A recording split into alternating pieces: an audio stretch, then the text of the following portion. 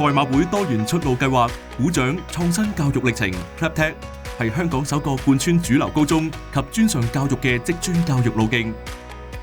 由香港浸會大學統籌，並獲香港賽馬會慈善信託基金捐助。計劃以浸大、業界同中學三方協助嘅模式推行。ClapTech 嘅3+2年制多階進出升學途徑，由高中嘅應用學習課程開始，銜接到高級文憑課程，並分為資訊與通訊科技及創意媒體兩大學習範疇，融合職業同生涯發展嘅課程設計，將僱主重視嘅10項重要特質同軟技能融入其中，裝備學生職場所需嘅不同軟硬技能，幫佢哋就升學及職涯發展作知情嘅選擇。ClapTech 自2019年推出以嚟，為學生帶嚟獨特及有成效嘅職專教育體驗。參加嘅學校、學生以及業界夥伴數目不斷增加，成果豐碩。同學們都認為 ClapTech 嘅課程對佢哋有莫大裨益，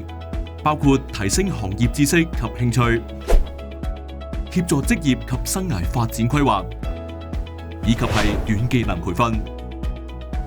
有90%嘅畢業生表示，已經對未來路向作出知情嘅選擇。畢業生都揾到自己嘅路向。第一屆完成 ClapTech 3+2年制歷程嘅學生，已經喺2024年畢業。同學嘅出路多元，有畢業生選擇繼續升學，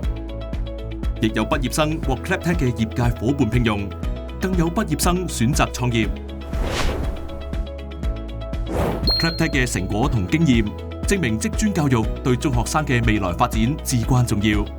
為未來嘅職專教育發展提供咗一個有價值嘅參考，亦顯示出將職專教育納入高中課程並將其恆常化嘅可行性。職專教育仲可以提升整體勞動力嘅生產力同經濟參與度，為香港未來嘅發展出一分力。